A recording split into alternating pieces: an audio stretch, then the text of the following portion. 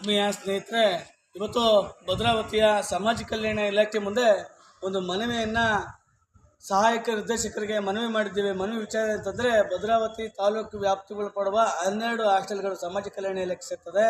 ಅಲ್ಲಿ ಆಹಾರ ಪದಾರ್ಥಗಳ ಪೂರೈಕೆ ಮಾಡ್ತಿರುವ ಟೆಂಡರ್ದಾರರಿಂದ ಕಳಪೆ ಆಹಾರ, ಗುಣಮಟ್ಟದ ಆಹಾರ ಪದಾರ್ಥಗಳನ್ನ ಮಕ್ಕಳಿಗೆ ಹಾಸ್ಟೆಲ್ಗಳಿಗೆ ವಿತರಣೆ ಮಾಡ್ತಿರ್ತಕ್ಕಂಥದ್ದು. ಜೊತೆಗೆ ಅಲ್ಲಿರ್ತಕ್ಕಂಥ ಕೆಲವು ಅಧಿಕಾರಿಗಳು, ಹಾಸ್ಟೆಲ್ಗಳಲ್ಲಿರ್ತಕ್ಕಂಥ ಸರ್ಕಾರಿ ಅಧಿಕಾರಿಗಳು ಪದಾರ್ಥಗಳನ್ನು ಮಾರ್ಕೊಳ್ತಿದ್ದಾರೆ ಅಂತೇಳಿ ಅಲ್ಲಲ್ಲಿ ಆಯಾ ಸ್ಥಳೀಯ ಸಾರ್ವಜನಿಕರು ಮತ್ತು ಭದ್ರಾವತಿ ಸಾರ್ವಜನಿಕ ವಲಯದಲ್ಲಿ ಇದು ಚರ್ಚೆ ಆಗ್ತಿರೋ ವಿಚಾರ. ಅದು ಸಂಬಂಧಪಟ್ಟಂಗೆ ನಾವು ಇವತ್ತು ಕೂಲಂಕುಷವಾಗಿ ಆ ಟೆಂಡರ್ದಾರರನ್ನ ಬದಲಾವಣೆ ಮಾಡಿ ಉತ್ತಮ ಆಹಾರವನ್ನು ಪೂರೈಕೆ ಮಾಡ್ತಕ್ಕಂಥ ಟ್ರೇಡರ್ಸ್ಗಳಿಗೆ ಆ ಪದಾರ್ಥ ಮಾಡೋಂಥವ್ರಿಗೆ ನೀವು ಉತ್ತಮವಾಗಿ ಮಾಡೋಂಥವ್ರಿಗೆ ಕೊಡಬೇಕು.